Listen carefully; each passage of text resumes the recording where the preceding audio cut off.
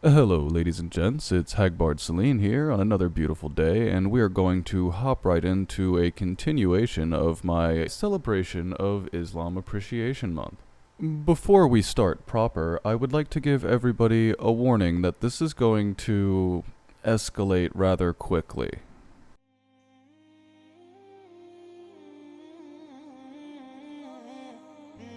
Ahmed Deedat has thankfully passed as of 2005, however, his videos are still widely circulated, so he is not an irrelevant person.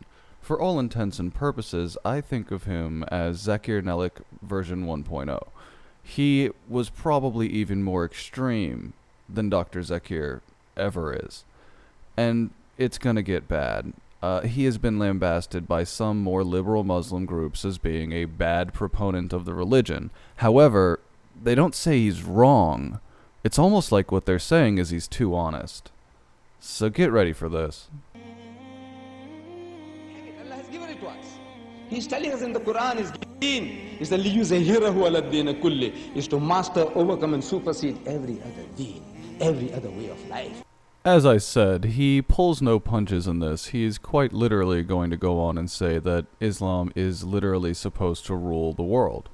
Whether it be Judaism, Hinduism, Buddhism, Christianism, communism, every ism, Islam is destined to master them all. So, وَلَوْ كَرِهَ الْكَافِرُونَ, no mind how much the unbeliever might not like it. And he repeats the same formula in the Quran again. And he ends by saying, وَلَوْ كَرِهَ الْمُشْرِكُونَ, no mind how the mushrik might not like it. This is the destiny of his deen. So, essentially speaking, it is the destiny of Islam to conquer and master the world. And that's in the Quran. They want to dance around all this, but that's in the Quran. And he repeats the same formula again in the Quran 3 times. He says, هُوَ الَّذِي أَرْسَلَ رَسُولَهُ بِالْهُدَى. He it is who has sent his messenger with guidance, وَدِينِ الْحَقِّ, and with the religion of truth, لِيُظْهِرَهُ عَلَى الدِّينِ كُلِّهِ, that it may prevail, overcome and supersede every other deen, bulldoze them all. Now, this would all be understandable if this were somewhere like Saudi Arabia or Qatar or even Turkey at this point. Wouldn't shock anyone. But this was 2005, and very shortly we're going to find out approximately where he is. وَكَفَى بِاللَّهِ شَهِيدًا. And enough is Allah is a witness to this fact that is going to make his deen to prevail with you or without you. I think that you've successfully made it abundantly clear, good friend, that you are not concerned with the will of those around you in the slightest. But me human rubbish, I say all of you, you and me, Allah is giving us that opportunity to serve his deen, do a prophet's God and earn a prophet's reward. So we've returned to something akin to the concept of original sin, wherein you're garbage and you've been given this opportunity to make yourself slightly less garbage by serving a violent dictator, I guess. Allah has given you the answers, solution to the problems. Help them, and by helping them you help yourself. Change them and you'll change the world. I don't quote C.S. Lewis often, but when I do, it's bound to be important. Of all tyrannies, a tyranny sincerely exercised for the good of its victims may be the most oppressive. It would be better to live under robber barons than under omnipotent moral busybodies. The robber baron's cruelty may sometimes sleep, his cupidity may at some point be satiated. But those who torment us for our own good will torment us without end, for they do so with the approval of their own conscience. We have a time, the knowledge of God will rise from the west. And this nation is hungry. They go for anything. Anything goes here. They worship Sun Myung Moon. They worship Guru Maharaj, Swami Prabhupada. They worship the Maharishi. They worship Father Divine. They used to worship, he's dead now. Father Divine. Here's where we get to realize where he's lecturing from and thus what his audience is. It's pretty unnerving. You have the Satan worshipping cult here. Anything, everything. The nation is hungry, he's frustrated, he doesn't know what to do. They see all the filth around them, they don't know what to do. Anything that comes across, they grab. So be that thing that the luckless loser grabs as his last resort. Be that thing, Islam. What's wrong with you? I said, there's something wrong with you Muslims. 2 million here, all like emasculated people. Wallah. Now we're going to see the tactic of activation by emasculation. Enjoy. This is how you motivate a group of men to act if you think that you can inspire their baser instincts. You get such inferiority complexes beyond imagination. In this country here, the most advanced country on earth, civilized with all this technology. Yes, but how does that even remotely relate to the Muslims in America? You are like spineless people, wallah, spineless Muslims. Most especially I'm talking about those who have come from the East. Whether you are an Arab or a Pakistani or a Bangladeshi or Indonesian, all spineless people. He's literally saying at this point, if you're a migrant Muslim, please rise up and kick shit around, be a problem. It'll totally help the cause of Islam. And if you think I'm overstating, give it, please, just another 10 seconds or so. What you have done to me when I came here in 77, what you're doing to me now. I can see spineless people, emasculated people, castrated people. Yeah, basically, by not rising up at his hate speech, you guys are emasculated cowards. If you didn't back him and his version of militant Islam, you're an emasculated cunt. You got no spirit, no vim, no energy, no militancy. Let's all be honest. This is really the word that he's most concerned about. This is really the most important aspect of all of this to him. I come in 77, I on a lecture tour, and I phoned from New York to a station further west. And now we realize, without any further shadow of doubt, that he is talking about being in America. Muslim habitation, population. I said, now I'm coming. He says, what will you lecture on? Subject. I will lecture on why the Jews are the main problem facing our people. I says, what the Bible says about Muhammad. It's a very good starter. Very easy to get started about comparative religion. What he means by get started is get started converting Christians to Islam. That was his main shtick. That subject.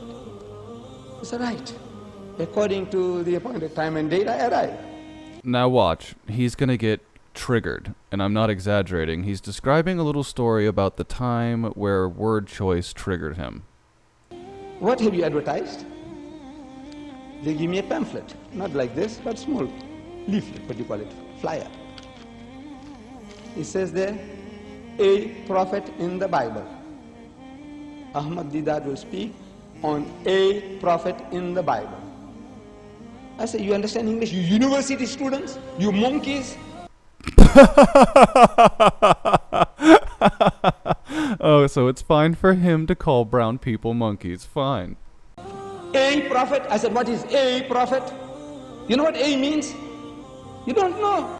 Seriously, imagine being this much of a haughty, pedantic, self-righteous cunt. Seriously, just imagine waking up every day in this guy's head. Means any prophet. A means any. It's an indefinite article. Means any prophet in the Bible. There are some 75 mentioned here. Any one of those. Are you interested in any prophet in the Bible? Is the Christian interested in any prophet in the Bible? Is the Jew interested in any prophet in the Bible? I don't think that he understands how that word choice would actually increase the number of people showing up, even those who don't agree with you, thus potentially increasing your conversion rate. Oh, but you're more interested in just being right, whatever that means. You just wanted to be a cunt. You showed up and wanted to exert your fucking control, and you did. No, your inferiority complex. No, your projection. I say, what the Bible, you too terrified to even write those words. Another group, I say, Muhammad the greatest. When I go there, they advertise Muhammad the Great, equating my prophet with Alfred the Great, the guy who burned the cake. In case anyone's wondering, this is why Muslims are fucking unbearable. Seriously, this is why.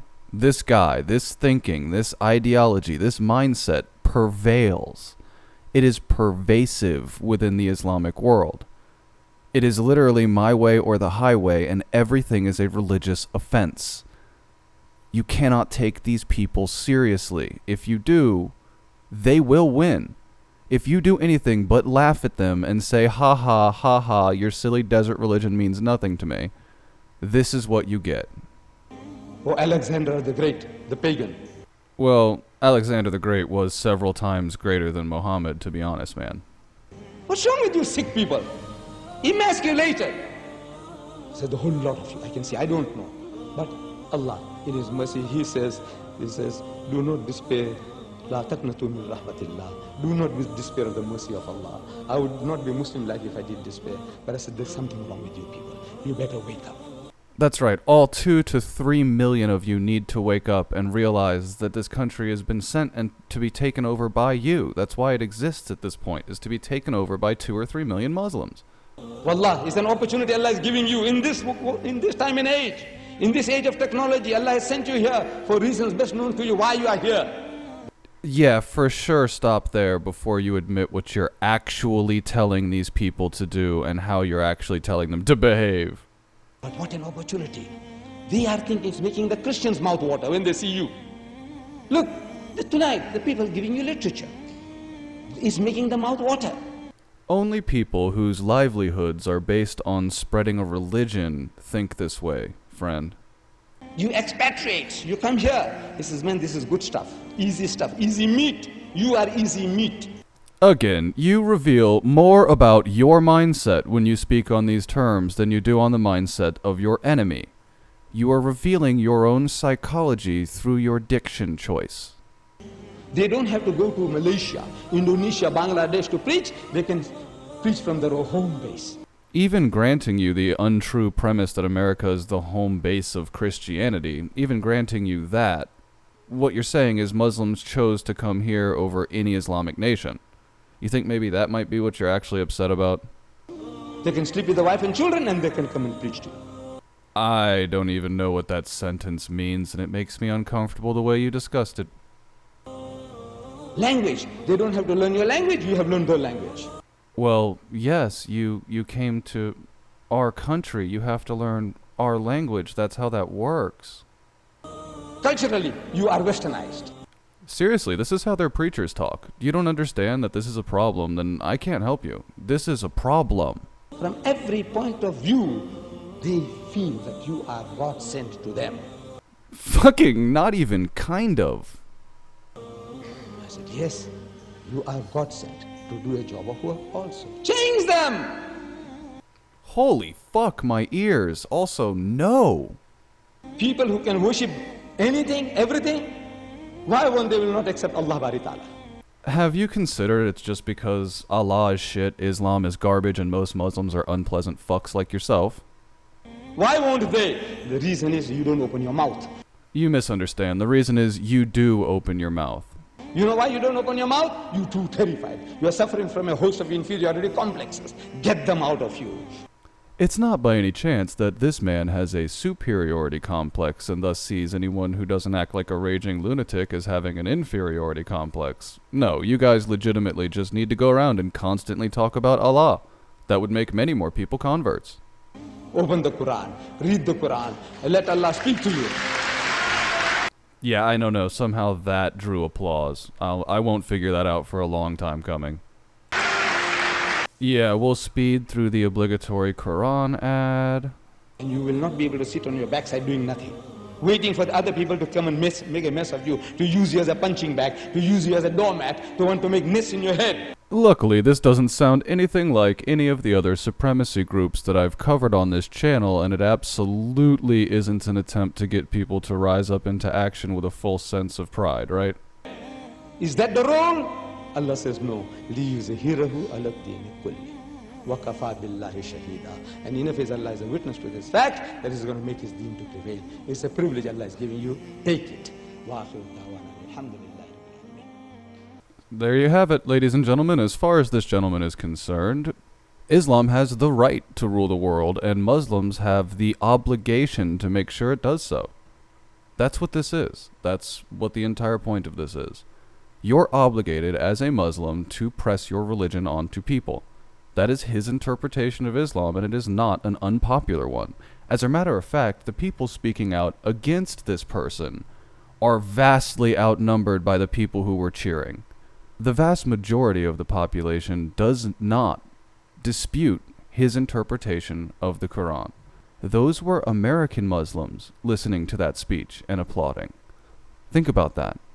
This is the general mindset of a large percentage of the population of this demographic. That is something we need to openly discuss, or backlash will ferment in the quietude and power vacuum that you've allowed to grow in the place of reasonable discussion and being willing and able to tell these people to their face, no, and you're wrong. That's it for me, ladies and gents, and this is yet another installment of my Muslim Appreciation Month. I hope you've enjoyed. Stay safe, good luck, and goodbye.